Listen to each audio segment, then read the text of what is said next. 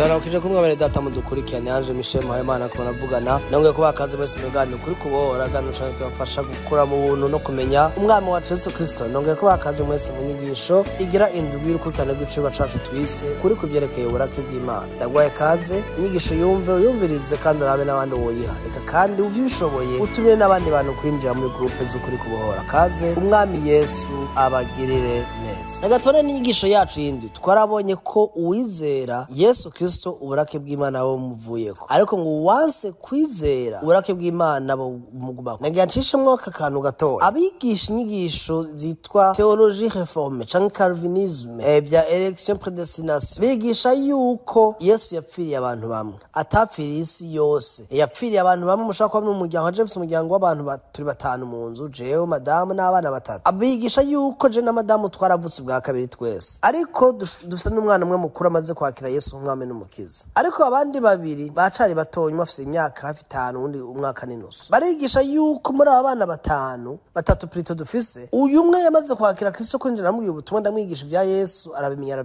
aramwakira mu mwaka wanashaka mu kwezi kwa kabiri itariki 27. Abandi bose babiri bakubwira ati ushaka gusanga bataturanijwe. Niko bigisha umurima k'uburake bw'Imana ntaho bo buhungiye aco bokora, ntibishoboka ko bahunga ubwo burake bw'Imana buzobagumako, bari kondane k'uburake bw'Imana bubagumako. Niko abakalviniste bigisha. Kandi muri mwebwe muri groupe z'ukuri kubohora harimo abakira inyigisho abakalviniste, kandi that's okay ko muri bene data. Ariko jewe ndavye uyu murongo muri Yohani 3:36 avuga ngo uwanse kwizera uburake bw'Imana bumugumako.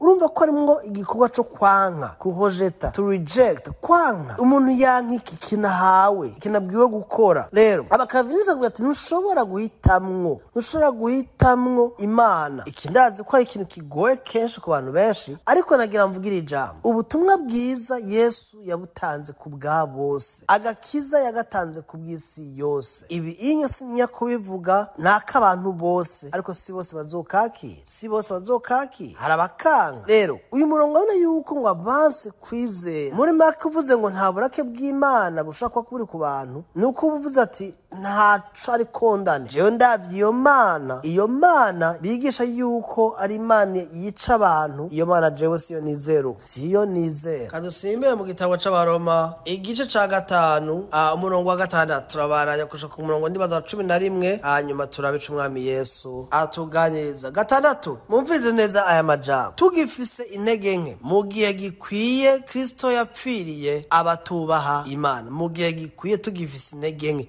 apana tumaze gutunganya ingeso zacu neza. Urumva abatubaha Imana ko ari bigoye ko umuntu apfira umugororotsi, umunyangeso nziza kumbure umuntu yotinyuka kumupfira. Umugororotsi biragoye kumupfira. Umunyangeso nziza ntibisiga badafise intege nke, arafise intege nke nico bisigura kumbura umuntu yotinyuka kumupfira. Ariko Imana yatweretse urukundo rwayo dukunda, kuko Kristo yadupfiriye tukiri abanyabyaha. Aha bavuze abantu batatu, bavuze umugororotsi, umunyangeso nziza n'umunyabyaha. Umugororotsi ninde yo mupfira atagira agasemba, uwonye ni umumarayika n'umweranda. Umunyangeso nziza inka n'imirima, intore, umupfasoni, inyankamugayo ntibisiga ngo ntafise intege nke. Baturaza abantu benshi n'ingeso nziza twemera kandi dukunda batanakijijwe, ariko abo bantu n'abanyabyaha uyo kumbura umuntu yo mupfira kuko arafise intege nke kanaka. Ariko Kristo ntiyaje gupfira abagororotsi, kandi Kristo ntiyaje gupfira abanyangeso nziza. Kristo yaje gupfira abanyabyaha, kandi abanyabyaha n'isi yose, le monde entier. Reka dukurikire tubadanye.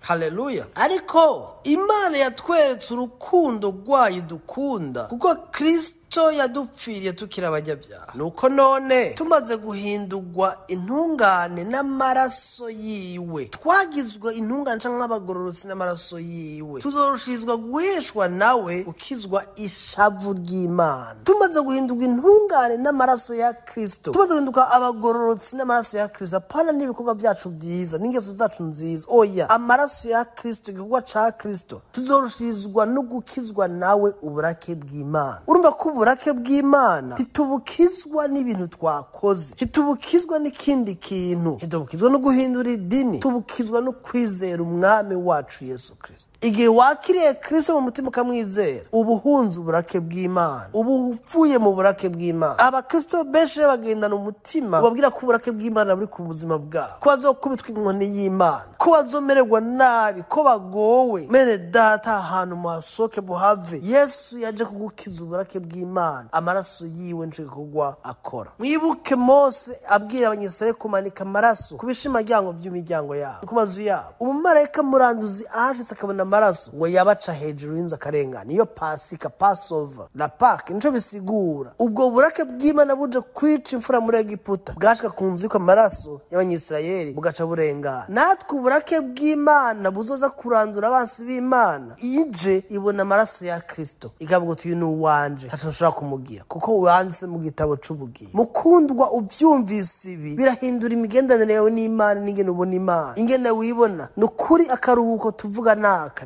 nibwo butumwa bwizu. Haleluya. Umviriza, arabandanya bizoshiza kudukiza, kandi si ivyo vyonyene, ariko ikindi tunzezererwa Imana kubw'umwami wacu Yesu Kristo yaduhesheje kuzura nayo, yaduhaye reconciliation. Kuzura n'Imana na reconciliation ikintu kirakomeye cyane ko tucumva ko twamaze kuba reconciliate. We are reconciled, twaruzuye n'Imana. Hallelujah, we are reconciled with God. Uburake bw'Imana bwaratuvuye kuzoshizwa n'ukizwa n'amaraso yiwe. Uburake bw'Imana ibishavu rikomeye ry'Imana bivuga ko nta mwana w'Imana azoshigura urubanza. Nje tuma tudatakaza agakiza. Rero umuntu abwiye abantu agakiza arakabatoranijwe, arakabamwe gusa. Uribaza ibibazo, none nzomenya gute ko natoranijwe? Baca babona uko wizera Kristo. Muri makundi muntu atizera ntashobora gukora, ntashobora kumva ubutumwa bwiza ngo abwizere. Ko tubona Pawulo agenda mu Vyakozwe n'Intumwa 13 akavuga ubutumwa bwiza mu isinagoge, hanyuma baramwizera cyane abanyamahanga bizera ubutumwa bwiza. Abanyisraeli baramwanka no kumwica, acabwa ati mwabonye ko mutabere ubugingo budashira, vous êtes jugés